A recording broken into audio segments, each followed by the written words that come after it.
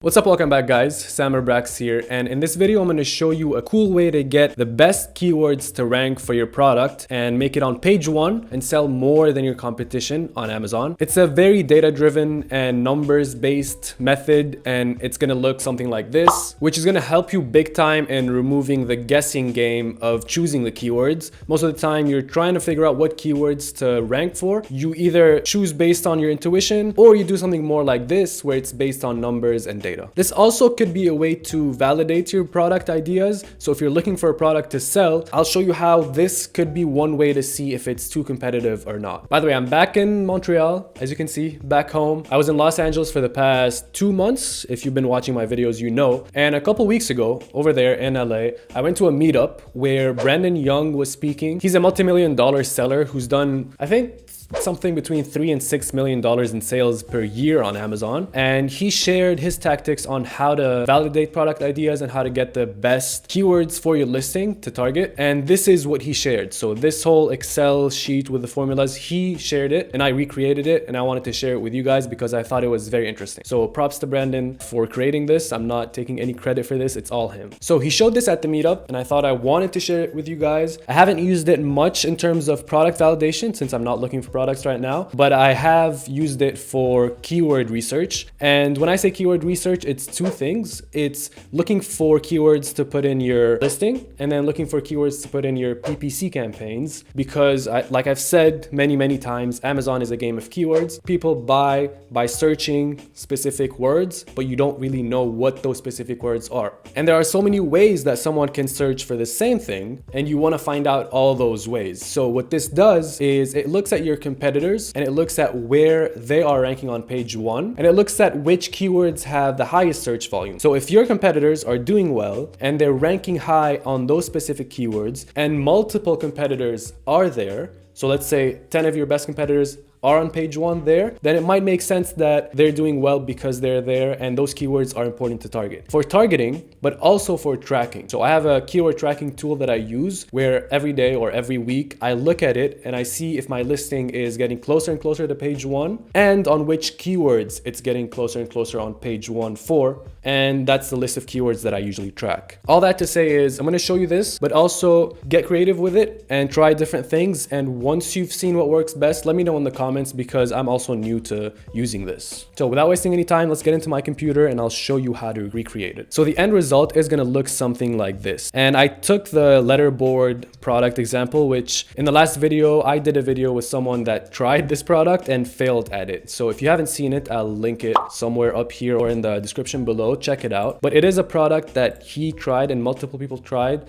and failed at. So I want to try to compare a product that failed with a product that's mine that's succeeding right now, so we can see how the data shows you what's a good product and what's not a good product.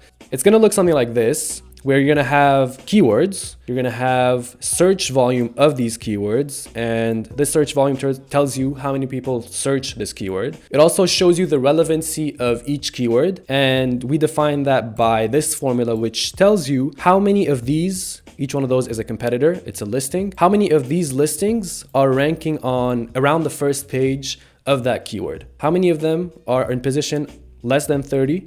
So assuming that 30 is somewhere between page 1 and 2, how many of these competitors are around these pages? So 7, that means all of them are there, which means that this keyword is pretty relevant since all of them are ranking there. And then it's going to show you all the competitors that you're studying. Each one of those is a listing. Those numbers are the positions of each competitor. So this person is position number 6 for felt letterboard letters.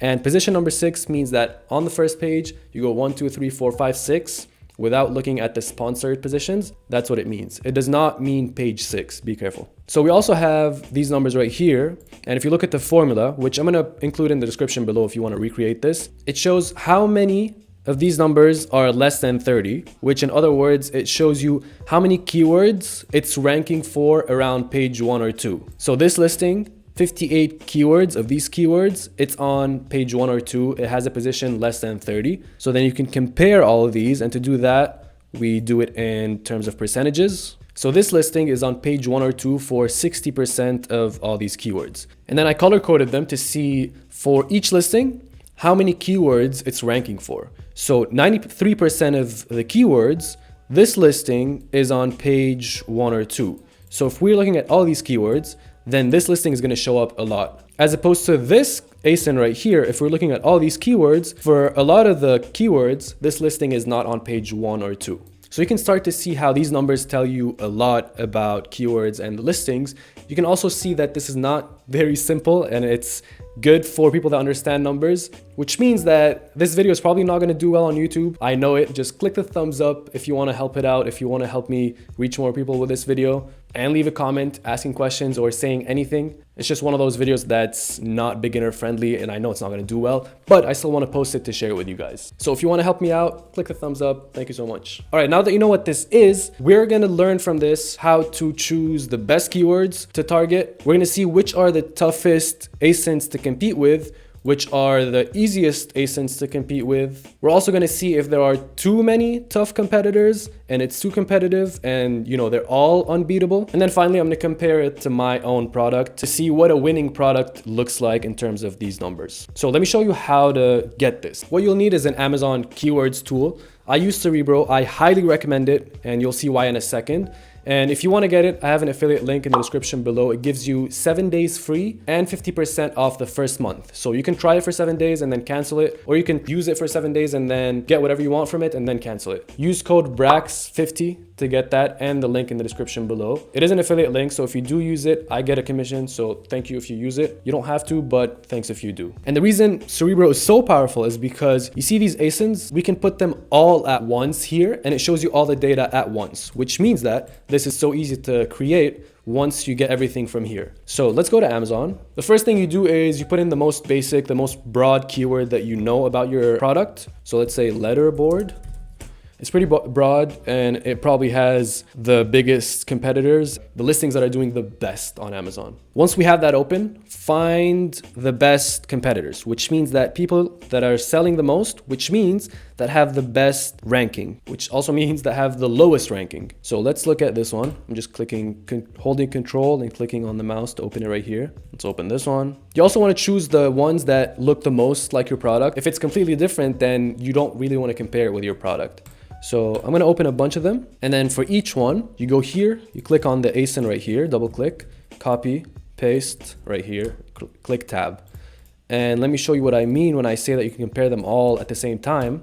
If I put another one, it's going to put them all here. And I think you can put up to 9 or 10. So do that. And then it's going to look something like this after you click on get keywords. It's going to show you all the keywords for all these specific competitors. Technically, what this is doing is it's comparing all of these to this first one. But we're just going to assume that we're looking at all of them. So now we have 12,000 keywords, which is a lot. We can narrow it down by looking at, let's say, at least 500 in search volume, because anything below that is going to be meaningless to us because not enough people are searching for it on Amazon, which means we don't care about targeting these keywords because no one's going to buy from them. We can also look at only the organic ones, apply. So it went from 12,000 to 1,500. Once you do that, you can export Excel. So this is what it looks like when you download it. Click on enable editing, and we're going to delete most of this except search volume and position. So position is, like I said, for the main keyword, which you are technically comparing to all these other ones. So I'll take this one and I'll replace it with position. So that's the main listing, not main keyword. I made a mistake there. And then delete this.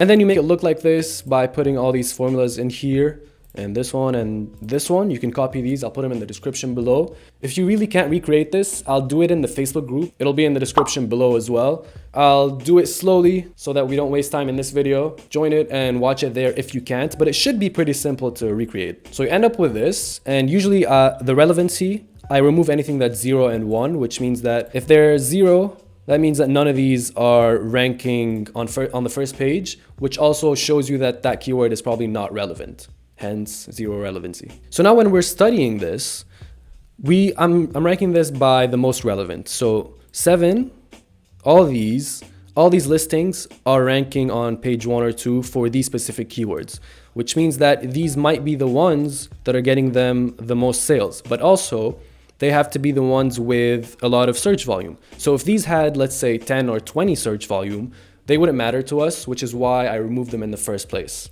So these would be, let's say, the 7s and the 6s, or the 5s even. These would probably be the ones that I would closely look at every week to see where I'm ranking. And for that, I would use this one right here, the keyword tracker from Helium 10. I would also look at all these keywords and make sure that I have every single one of these words somewhere in my listing. And the most important ones would obviously be in the title and then in the bullet points and all of these places, so you can optimize your listing according to where your best competitors are ranking. I would also look at all these keywords and either check if I have them in my PPC campaigns or create specific campaigns for them. These would probably be, well, it depends. They can be your most competitive, but they also can be your most relevant. So it depends on how many competitive ASINs there are. And as I said before, it's important to note the search volume because, you know, 52,000, that means it's an important keyword. And as you see, that's the keyword that I searched at the beginning. So as you can see, there's a lot that you can do with this, and I'm sure you guys can get more creative than this. And if you do, let me know in the comments below. But the last thing that Brandon talked about is, or the most important thing that he talked about, was that he uses this to decide on whether to go after a product or not. Now, I'm not too sure if I would do this, and here's why. So he looks at these numbers, and if he has a lot in the red, and by the way, I made this up. That's not what he said. I just made it up just to make it look nice.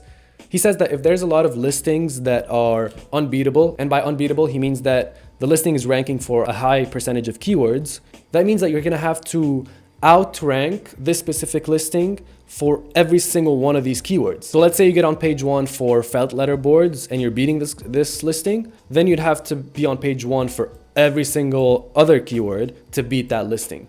That's how he looks at this.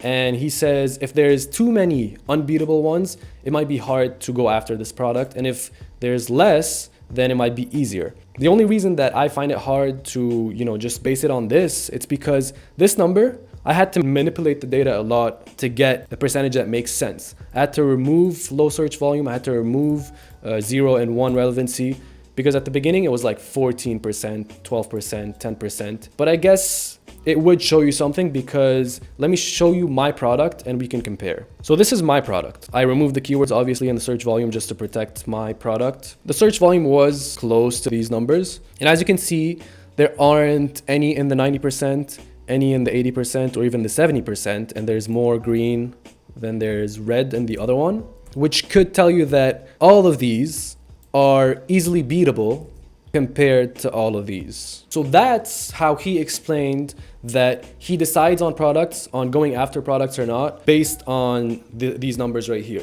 Because he's doing, let's say, 5 million a year, he needs to have a system that helps him decide on products. He can't spend a lot of time or do a lot of guessing work when it comes to products. It needs to be very systematic. So I guess that's how he does it. If you don't want to use it to choose products, then definitely use this to track, to optimize your listing, and to target with PPC, like I said before. If you have any questions, leave them in the comment section below. If you like this video, please click the thumbs up. It really helps. And don't forget to join the Facebook group if you want to see the details of this, or if you want to ask any questions. That's where I always hang out and always answer questions, and it's the best way to reach me. It's called the Brax Amazon FBA group on Facebook. And subscribe if you want to see more Amazon stuff, and let me know what you want to see in the future. And click right here if you want to see another video on how to find your best keywords. I did this video last month. I think you really enjoy it. So click right here to watch it, and I'll see you there. Peace. So I'm going to show you my computer in a second, but we're looking for 4 things here. We put a bunch of competitors and we do a reverse search, and we filter by number 1. We only want to look for keywords